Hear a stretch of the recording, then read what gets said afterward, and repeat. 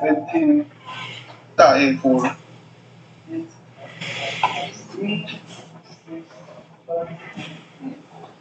对，这伸着走。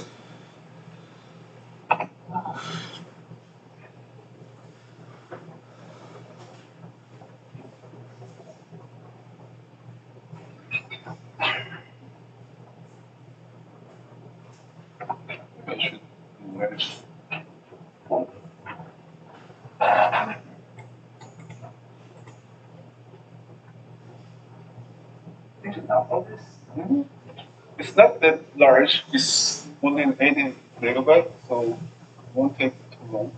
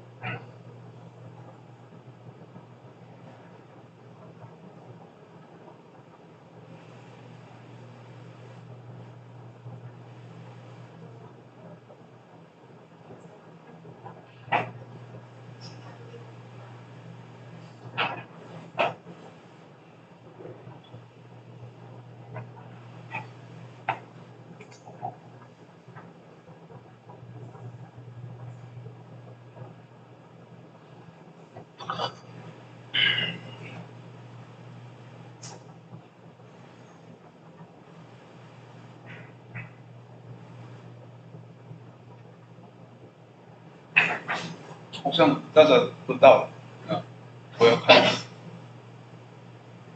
先 download this first, please. Please download.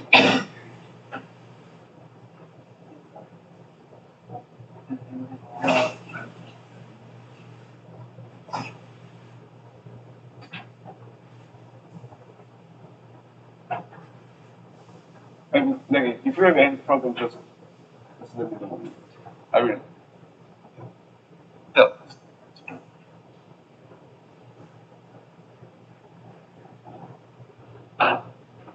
Okay, is it fine? Is it fine? Or I move on.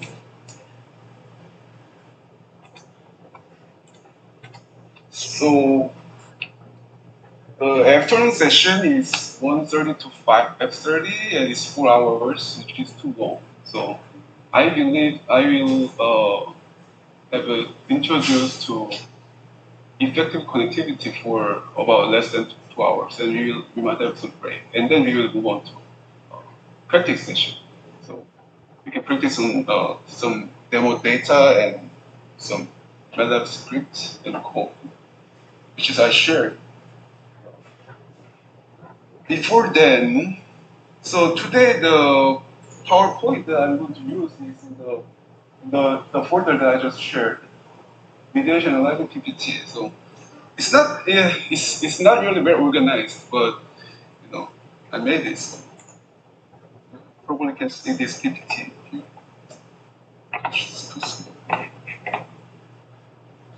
And articles that yeah, I will use some references to see like how uh, other scholars or in real experiment how this effective connectivity methodology has been used and in real their experiment. And this is the articles that I copied in my PPT. But in case if you wonder the full manuscript, then you can check in this article folder. And corporate shopping mediation. Oh, this is the code that I will use on the practice for the mediation analysis later. Also practice, yeah. And Vivek toolbox, this is the one of the MATLAB toolbox that it is optional. I will show some demo visualization of some analysis. Then I will borrow their some code script, MATLAB script to show how it works and for the later part. And yeah, I think that's about it. So I'll move on to this PPT. I talk about so Professor Kong in the morning session already shared about some of traditional analysis, univariate analysis, like GLM parametric modulation, and functional connectivity. So this afternoon I will focus on the effective connectivity. So is it okay or fine?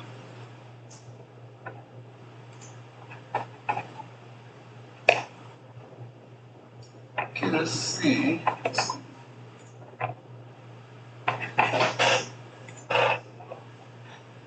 So we have GLM, parametric modulation, functional connectivity, and now effective connectivity.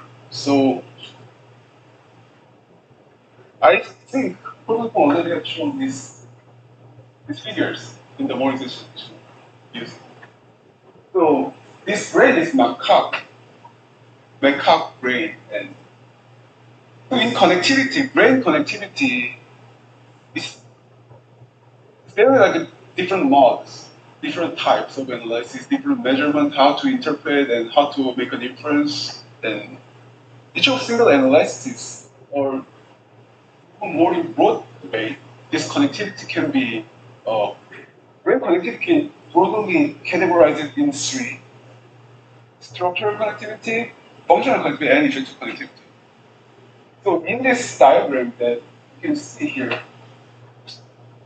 this macaque brain, over these four different brain areas represented in three different brain connectivity maps. So for example here, structural connectivity, it represents fiber pathway, and it represents the connection, fiber connection in bilinear way. So this each matrix you can see in this how to say this each single matrix in the matrix is representing the connection between ROI, region of interest. So in the brain, like we already have dissociated or isolated a lot of different brain areas, and we want to see how this brain is not only isolated but also how it connected. So to different contexts. Previously, like we tried to see like see the brain in the isolated way, which is which brain can play certain roles, or which brain have a specific role. But now we want to see like how these brain areas and which with the protein, how it is associated, or furthermore, how it is mechanistically connected. So the problem moves on to the functional connectivity. So linear functional connectivity in this one is correlation, which is represented by symmetric transfer entropy. This paper published in 2007, and it is relatively early on connectivity, and they use the symmetric transfer entropy as a measure of correlation to show the function. Thirdly, effective connectivity is the asymmetric, okay, mutual information for the function, and the transfer entropy to be effective. So it might look similar, it might look quite similar, but they all represent different ways. And this nothing is like better or worse. There's different way, different perspective, different angles to look into the algorithm. This is a three represented way of to show the brain connectivity. Sorry. Yeah. Can I ask you what? I'm not sure. So, can I call it cell? Which is cell stand for the factor or the Oh, this one. So actually, like if I may show the original manuscript here, as you can see here, this each single matrix is brain areas. So if we hold the box, there will be too many. So we more like summarize as a cluster. As a cluster. So for example, V1 is from the visual the blue one. The macaque brain, the monkey brains, visual areas. The green one is the linear and the motion, the more is this close is like sub-categorized, but at least we can see some of the details that the different brain So we already defined this. Yeah. So it's like there is backup brain endless. Like some we can be generalized or define like for the specific brain areas, but there are also like so many different ways to like, the cut the brains, like there's so many different ways to show or yeah define certain brain areas. So it's just so this was the fiber pathway structural one. It's a transfer entropy. And this one is the mode correlation in the mutual information. This is really probably in the original manuscript. So I just borrowed their figures. So later, not later, 2008, here is one of the video paper by Dr. Carl J. Flintstone, which is one of the most influential neuroscientists in the world in the University of London and Wellcome Trust Institute. So in this review, we can see the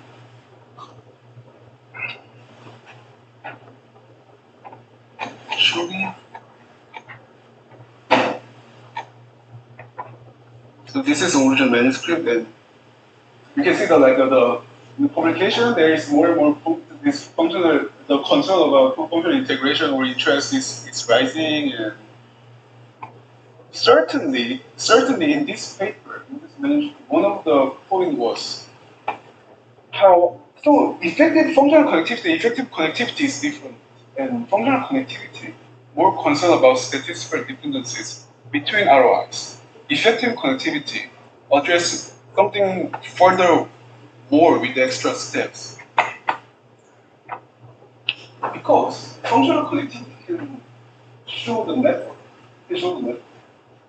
For example, like in these areas of we know that there's areas that functionally or statistically depend on this A and B like different areas, different brain areas, and we know that they're connected or they're associated or they're functionally like connected with like imaging that data. But we are in the functional connectivity we don't address about the mechanism, how these brain areas are associated. How? Like we know they are connected, but now like what's going on? Like exactly like what which one is affecting which one, and which one is going through like by like surrounded by something else, and so this mechanistic perspective can be addressed in the effective connectivity. So functional connectivity, effective connectivity have a quite drastic different way and totally different background.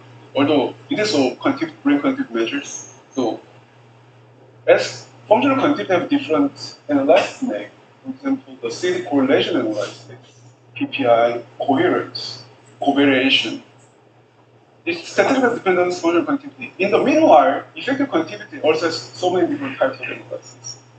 As Professor Kong in the morning said, the structure equation modeling, dynamic causal modeling DCM, SEM, DCM, granular causality, and then mediation analysis. So each analysis have different way of model specification, model estimation, model inference. So yeah, it depends on what kind of data, what kind of analysis you're going to perform. As I just said, there broadly, I would say, I mentioned these four ways. Mediation analysis is relatively simple. I will practice on this. I may share about the some of background or overview of what is SEM, what is DCM. Because I don't know. The thing is, the interesting thing is this DCM is getting getting increased attention. Meanwhile, this SEM and granular possibility like compared relatively like lower usage like as like your person. That's what the Project Princeton in the paper they suggest because yeah, I think he wants to promote this DCM. But that's successful. Well, DCM is famous. Okay, so SEM, DCM, mediation analysis. We will work on mediation analysis. So it is causal models. It is called causal models. And as I just said, model specification, the way model, the one of the causal model specified is different. SCM has different way. DCM has their own way, and they have their own framework. So, although it is still a big discussion, like which one is better, which one is best, or some might say DCM is best, but still, the way we specify the causal model is quite complicated, and it may not really like intuitive for now. But the SEM structural equation model is using a system of regression equation. SEM structural equation model is to identify structural relationship and structural relationship expressed by a regression equation. It looks like this. This is SEM. And this is, as you can see, is the beta and the independent layers. So this is the regression. Meanwhile, the DCM, we express the brain areas, the causal relationship between brain areas by a differential equation, which is mathematical. So this is different SEM and DCM.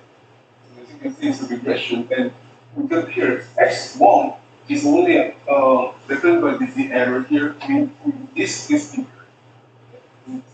5, and x2 actually can be expressed by the weight of p multiplied by x1 plus the error. X3 is like something else, x4, and then the correlation is computed in this. In the PQRST, like the causal models we the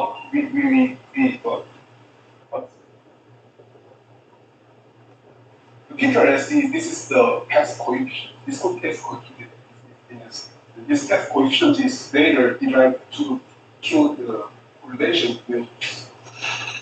So the thing is, it is the way, the reason it is flexible and powerful is we can make it any way because this P can be like, oh, for example, like X1, X2, X3, X4. This is the brain areas which is called node in the and let's with PQRST, although now it's directed X1 to X2, X2 to X4, and X4 is like affected by both of X2 and X3 brain areas. And this kind of relationship we can flexibly change it and test which one is better. So that's the why causal model is complicated, yet it is powerful and quite flexible. So it's matter of like how we're gonna write the equation, how we're going to specify the model. It's not about it's like fixed and we can just go to input the data. No, we have to specify statistics. So it's confirmatory analysis. We should specify variables where and how it works. We can add mediatory effect. We can add like invariant effect and latent variables and blah blah. This kind of analysis can be performed in the SEM and DCM. Although SEM uses regression, DCM uses differential equation. So this side. So how do we know the conceptual model? Don't we have this model that is equations and so how do we know? How do we know like which is This model? So it's actually like for brain areas already quite much. But we can just assume that there are different regions and you want to test much more simplistic. Then we can be compared. We can compare like two models in statistical. So there is another point because SEM have different way to estimate their statistics, and DCM has different way to make inference of statistics from based on the model. How do we compare the model is another problem. And actually DCM has the advantage upon it. DCM has most advantage to comparing models, causal models. So actually that's the part I was going to talk about. So dynamic causal modeling is one of the different functions in the SQL, statistical parametric mapping, one of the most popular toolbox in analyzing neuroimaging or neuroscience data. So this DCM, as I just said, has an advantage in making inference and comparing between different models.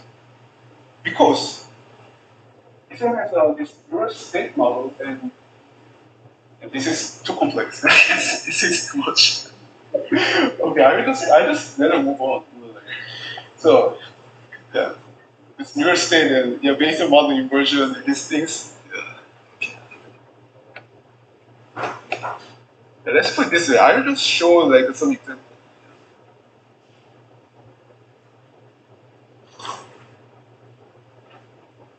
So, for example, this is one of the example of how this works.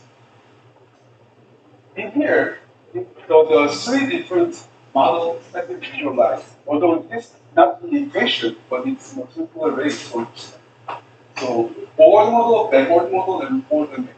Three different causal models. And we specify their V1, V5, SPC, these three brain regions.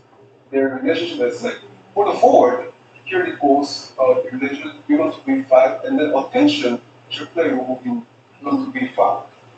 Meanwhile, this backward model, SPC and V5, the attention this input to play a modulatory effect between SPC to the V5. Now, this forward and backward model, this attention input have a modulatory effect on both SPC to V5 and V1 to V5. So, these three different models, their use called model inversion, which is I might show later. So we divide statistical value called log model evidence, and this log model evidence is like shown here. So which model have like what? But more like likely to be the one who fit into the real data, the data we observe. So we identify the model and we fit this model inverted to the data, our real for the data. And then we see which model has the most likely fitted to the real data, observed data. So for example, like this is 11 different subjects, and here suggests that model 3, like subject number 1, model 3 have the highest log evidence, and subject 3, yeah, definitely third model, subject 11 also have like first and third model have the highest. And then this log model evidence, later we perform another group effect, random effect group based on model selection. This is the result suggesting that this forward method model is the one most likely given explanation of our real observation, the observed data. So this model is the one who given most explanation rather than compared to forward-specific model. That's how this DCM framework. That's how this framework is. Okay.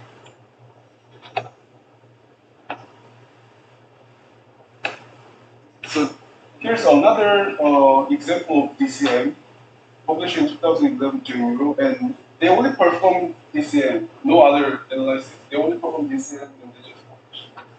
So in this case, they specify two different models. One is projector model, one is associated model. The thing is, I don't know what about LSM from SPI. I don't care. I just want to know like which model is better than the other. So this DCM framework, this is the DCM framework, and they show that actually this two different groups of participants, maybe based on different training session. Projectors explained by this model better, and associated explained by this model. And they quantitative and quantitatively show this Bayesian graph. And finally, this paper suggests that this behavior difference score is along with correlated with this model evidence of this model selection DCM framework. So, yeah, this was another application of DCM in the real world. Okay, SCM, DCM. Question?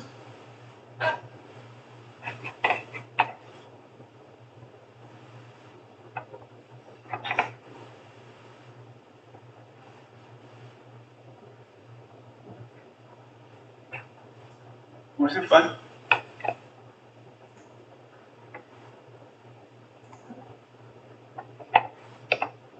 And I move on mediation.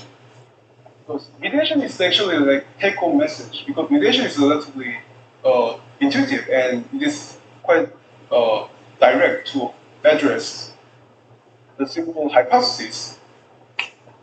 Then, yeah. So I think everyone heard of this term mediation before. Mediation. So what's mediation? Just one simple example, like very like a simple example, like what is the relation between grade and happiness? Does grade just go directly to the happiness, or grade and happiness actually in the middle? There is another thing that mediating this grade and happiness relationship. So this is the sole hypothesis that mediation analysis can address. If grade just go happiness or grade service and happiness, this is like is there like a mediatory role in the service in the grade and happiness relationship? That's quite the kind of hypothesis.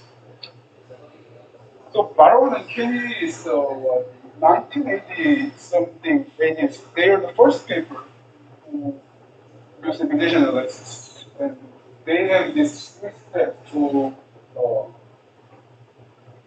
test mediation. Later, we need a statistical difference, so we have like three different ways. So that's interesting, which is Irish related.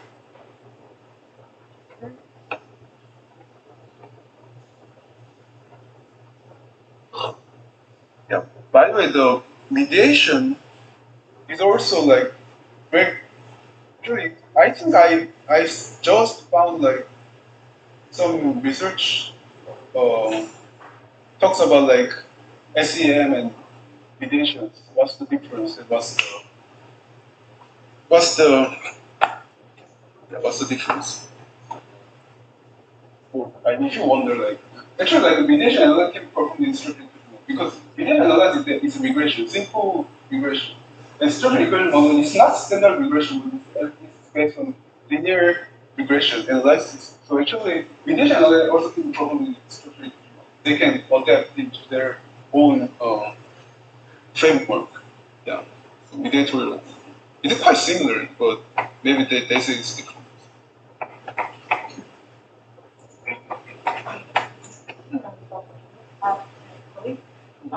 Kind of after that's so we have this Mediation or yeah, for example, mediation. like with the of okay, like 30% or just more than. Oh, so we need in the mediation we have to compare this one and this one. Oh. Yeah. So we will derive the statistic for this regression and versus this regression, and we have to compare these two to show whether there is mediation or not. Okay. Oh, Yeah, just test. So this we have a regression here, we have regression here. maybe he has a lot of. So that can be it's called vertical. Oh yeah, I have it. The thing is, it is might be this one. High dimensional multiple mediation, which means we are using single mediation, which is called the most simplest you get. But simplest one. There is also already like other for this kind of high dimensional multivariate mediation chip, although it's like a multiple way of the mediator testing multiple way of mediation. So yeah, probably this Fourier CanLab. Yeah, CanLab toolbox they have. It's pretty new, 2017. Okay. So we have to. This is not just our naming. We already called ABC. ABC, we call ABC. A pads, B pads, C prime pads, and C pads. We have different names for direct effect and total effect. So what we should mind in this mediation analysis is that first, this step one. So we have this X, Y, and mediation where we need to estimate the significance between X and Y. X to Y. And this is the total equation. The regression equation is expressed this way. Like, so in this case, the C is represented by V1. The step two. So now we include the mediation, and we see whether X to M is significant or not. This is called apex. And then third step is now like mediation to the y and x to the y. We both include this x and m whatever into the regression equation. So now we can see that it's b for x and it's y.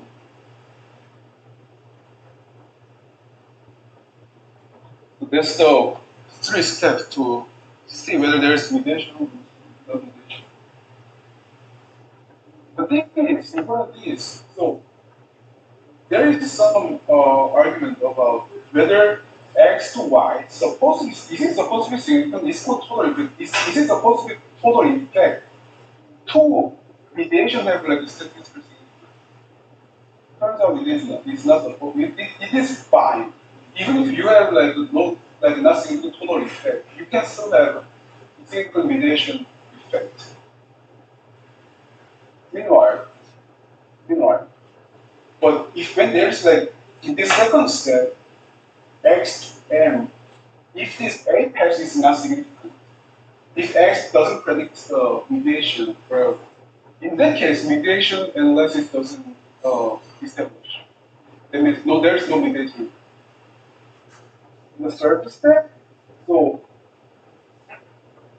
now the what? Is C prime and P. So usually we expect the total effect is significant. Meanwhile, X to M is significant.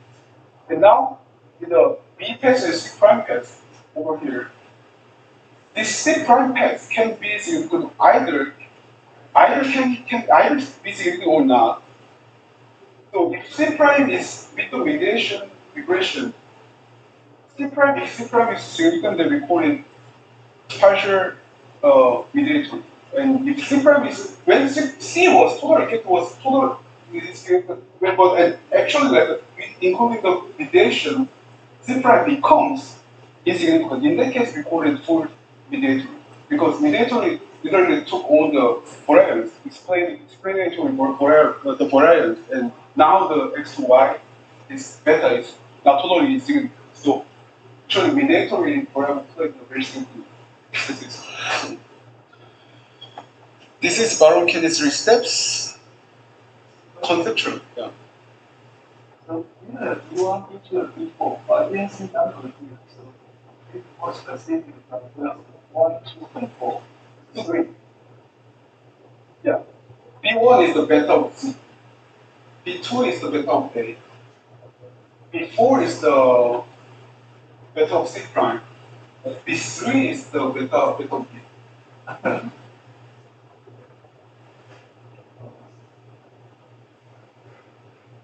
It's very confusing, but let me show this one. Yeah. This is just what I explained. Regress y on s, regress m on x, regress y on x and m, and full mediation, partial mediation. And test if mediation with excessive stretching is recruited. It's just one framework of how mediation works.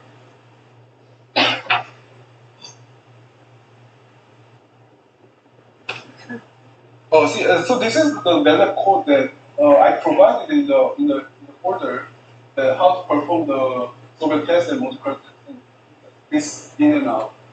So I will show this part in the practice session. Meanwhile, so now the real example of how mediation analysis is used in the real analysis, real experiment.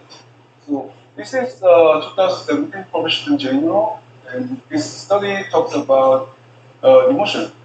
Yeah, that's it. So, yeah. And the thing is, yeah, I just summarize. I just skip all the details and just say that. So in this case, in their real analysis, like this brain area's activity, amygdala is X, and we operate the process which is the behavior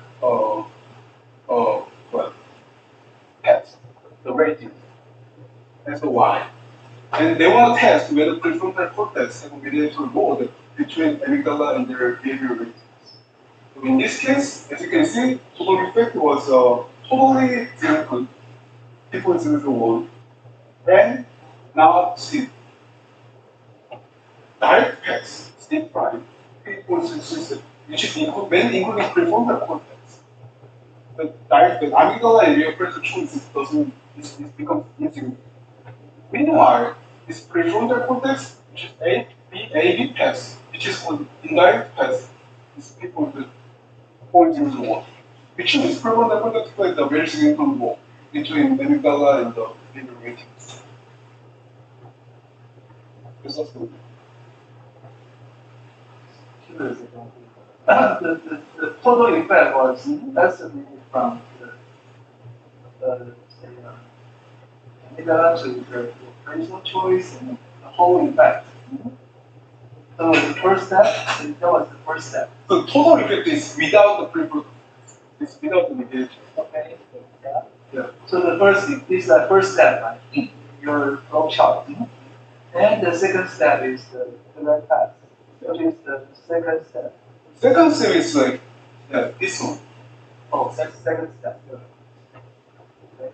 And third phase is this and this. So when you say direct path, C prime, that was with C and E. Yeah. See.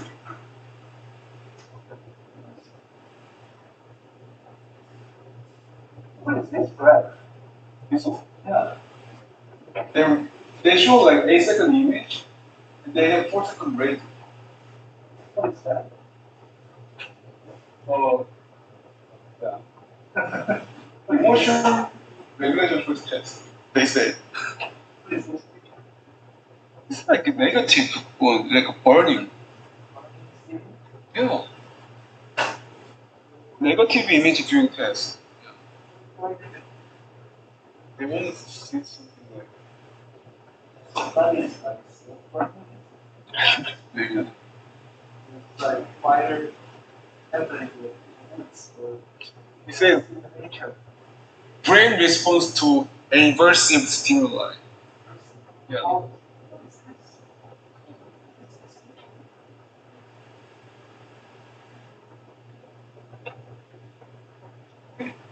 Oh, so this is how they reported in their minutes about how to report the radiation analysis in the neuroimaging context. So this is like a full mediation. Yeah, it is fermentation. So the MVP is like a degressor. Yeah, it is. But there is name for test coefficient. So ADC is test coefficient. They just, this is not the like the beta. I mean, it is beta. Yeah, it is beta. Regression beta. Test coefficient is regression beta from radiation.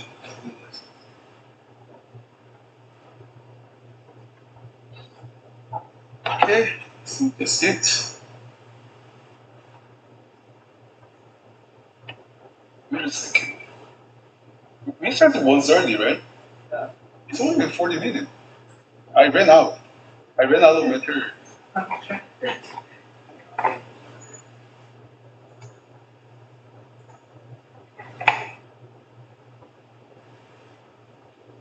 Do you want to see like the DCM? Yeah, because 1:30, then yeah, we can take time like.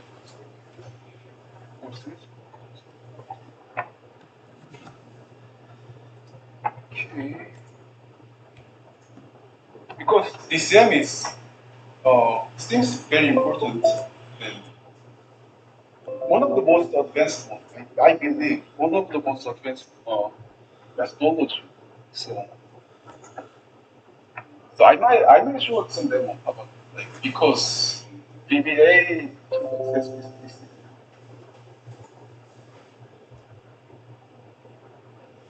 let's show some this.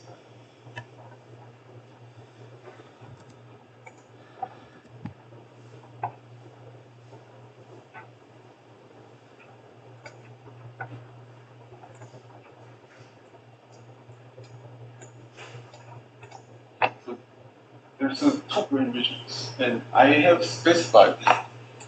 So DCM DCM has their own relative that they provide their own framework to how to specify their models. And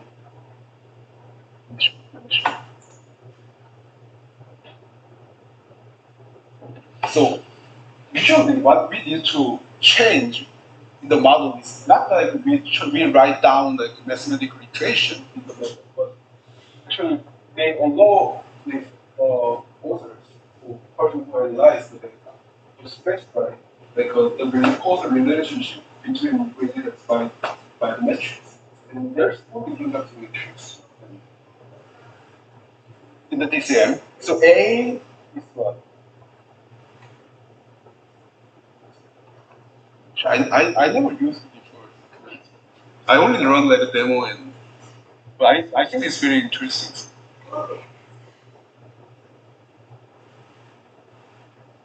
Oh yeah, here. So there's like two different metrics that you can include and you can change and we can specify based on our expectation. Like for static connectivity, like different brain areas. The first brain area that was static connected to the second one that was third one is with the second.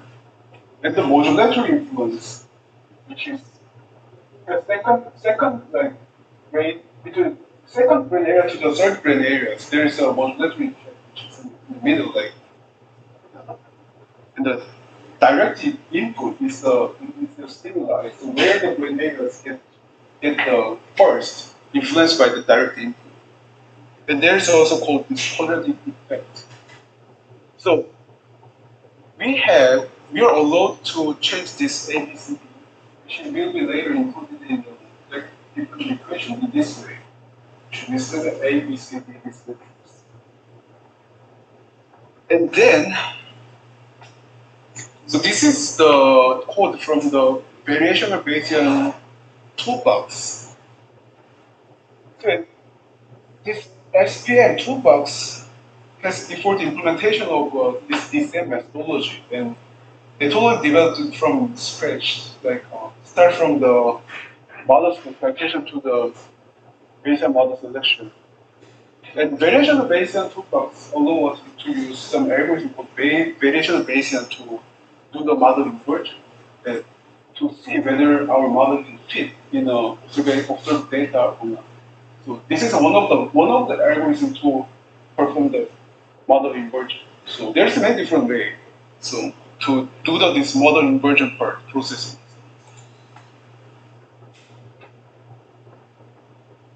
In this case, I used the two brain areas, and I already simulated it.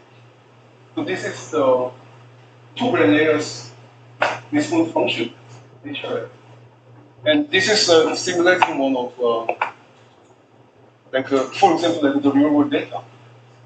And in this simulation that I input, I specify this ABCD in this way.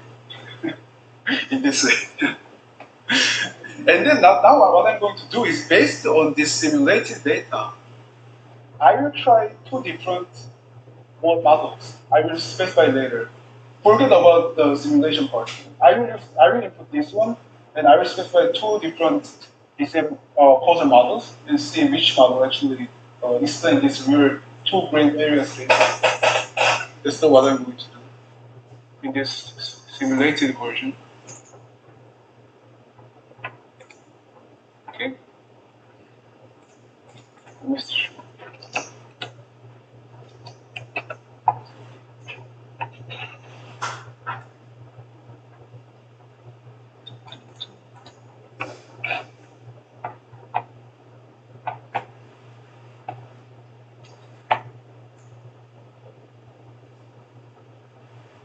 So for the first model, I have this kind of static connectivity, modulatory effect, and input. Yeah. And use based on the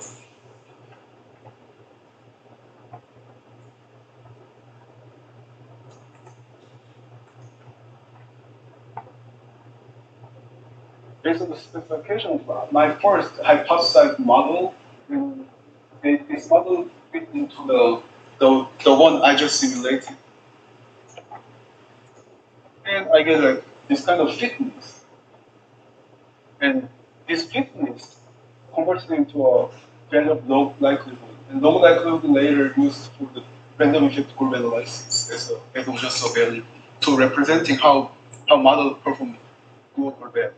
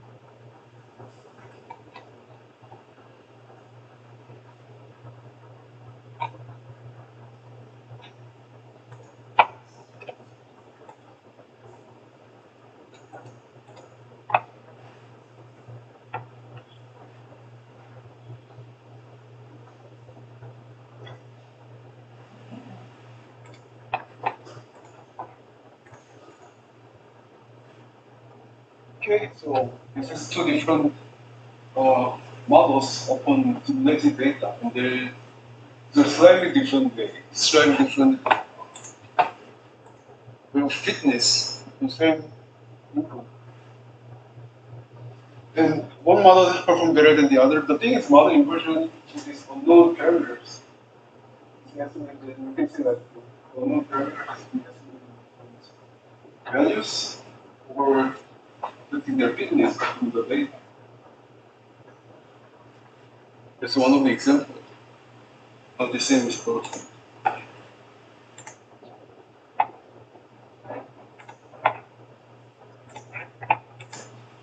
Okay. Any questions?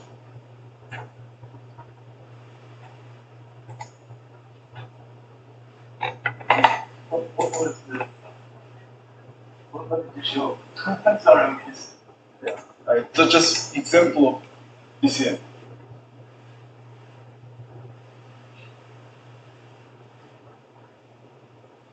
Or we just take a break and move on to practice.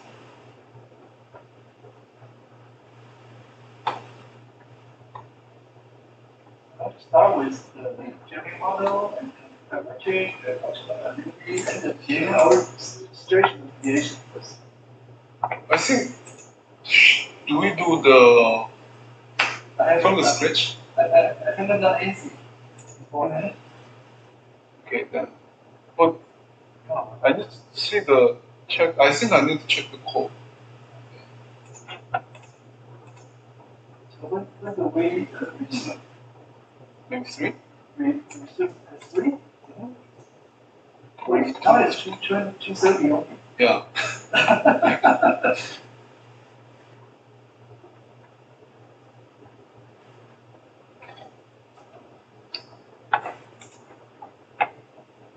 You have to take a 30-minute break. Yeah.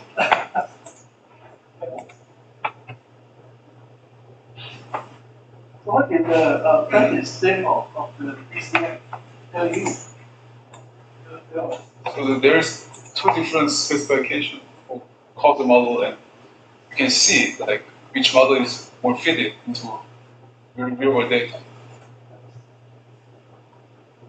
So there was a demo of the DCM. Yeah. But it's based on simulated data.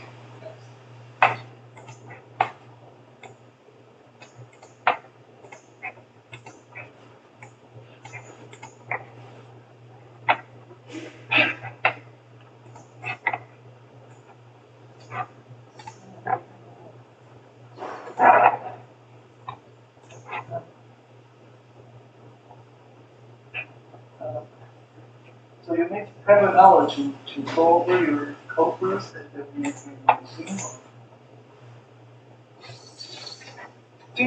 I think it's better for everyone that we do it together. Yeah, better than I just show and slacking, right? So I think it's better we go together. Then let me see where's the code and everything. Yeah, I only prepared for the mediation. So I might need to check out our. Okay.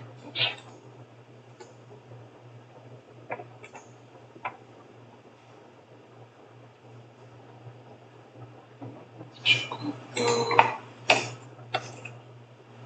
What's that?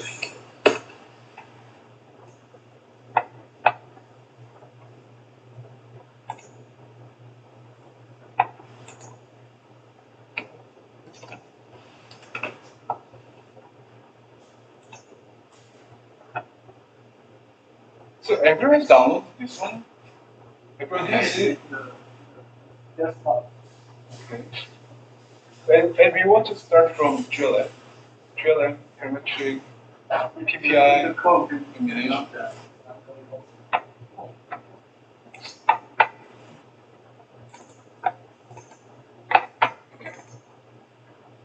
So, hopefully everyone can find this tutorial document and please make sure about like things over there. Yeah. So for the practice, then I will start from here. I first start from GLM, telemetry, and then PPI, and to the mediation analysis.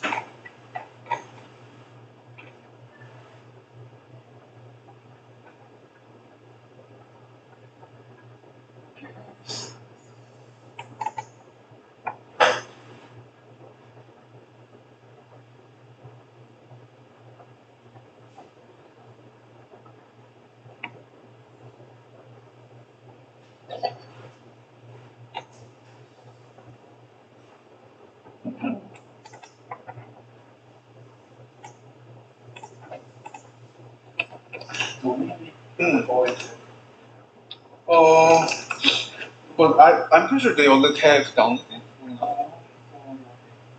Really? Loading time?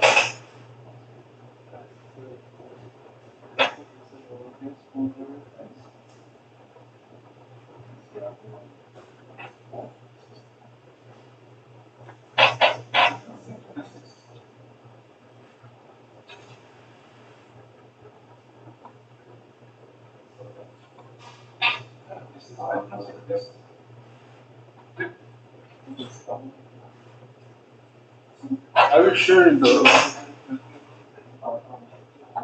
I will share the.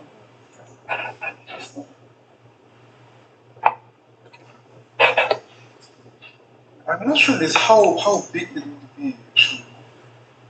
Thing is.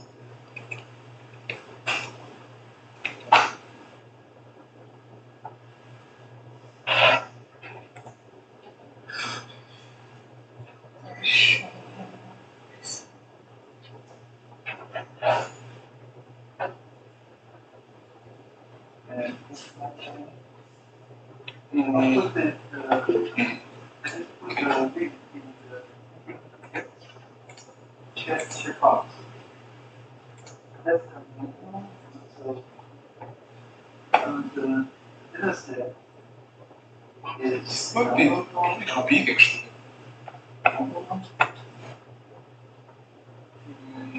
Up and down. the two link. One is for the making, the other is data download.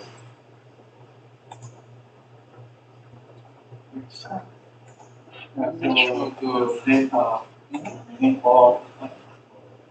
Yeah, but I saw it was already installed in the PC. Really? Everyone has downloaded? So that was very fun. Let's see. Yeah, the standard one is to the data, but there's no point for data.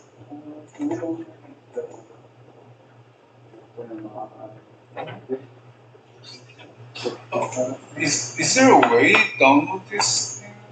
But Oh, I mean, this is just the rapid download, but it takes time.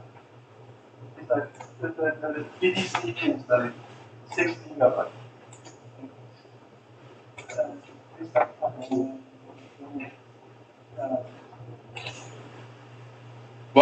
why? I mean, this voice storage has a download zip, but it could separate each, like for example, the cheesy 7Z file, you could 7Z. That one, and then on the top right, you can have create a bit download, keep download. What is BTC, right? I think we need BTC to run the. Oh, we don't. Yeah, maybe. Yeah, is there a way like just download everything once? In the OSF is probably not easy. You put in the GitHub using the phone, but here it's probably not. I think we let's prepare for 30 minutes then. Let's get prepared for those practice. I actually downloaded this. I just realized that the data that is only the raw data from this text file. 我跟大家说一下，这个桌面上画的我的展示，我们有提供在我们但这个如果在打到跟你分析的对象要一本事情，不要跑20-30分钟，不要跑不要跑个3-5天，因为那个尾巴也是花时间。那个跑完以后到 BDC 的，可以做分析，不要摸得上，所以我们可以当把记录下来。如果你们都把这些这个 OSF 都下下来，其实大概总共花个10-15分，它其实就可以全部的，因为我们把可惜都放在这里，所以是可以。你刚才有来啊I'm done with it now.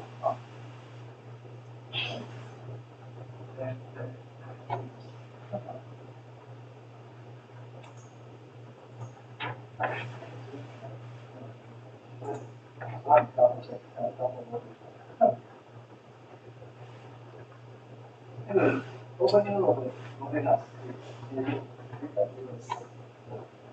一下子，我是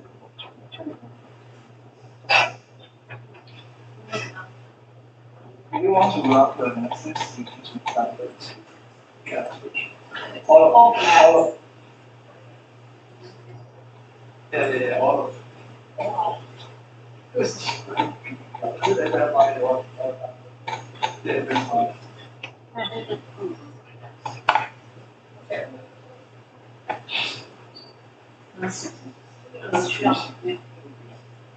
这个字，这个几个字是第一个字 BDC， 这个7字的是2发进，那是所有 data， 所有的那个 FFR 的 process， 那个要记，这个这两条线，然后下面的对，主要是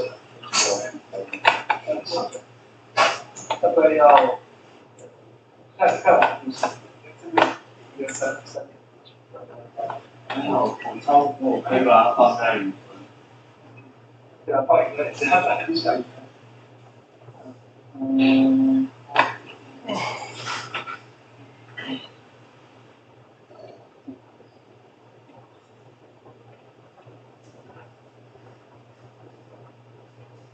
不要换，就是当大家都下载的时候，就是看0.5个，空间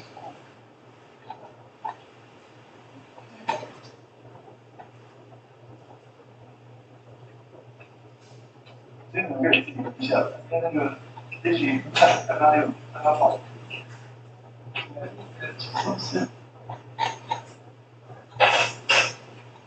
Okay, after the preparation, then we may review the paper and then we will do the analysis together, practice on some of the methods.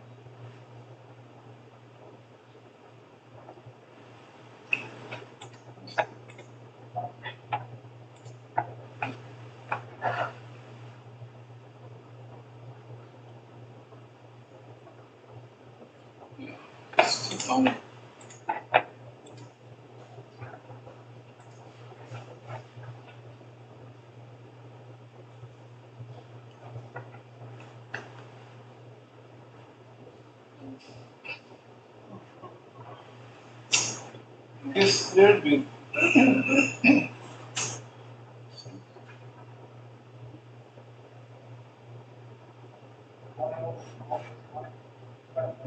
No, I think it's almost over. Yes, I'm not sure.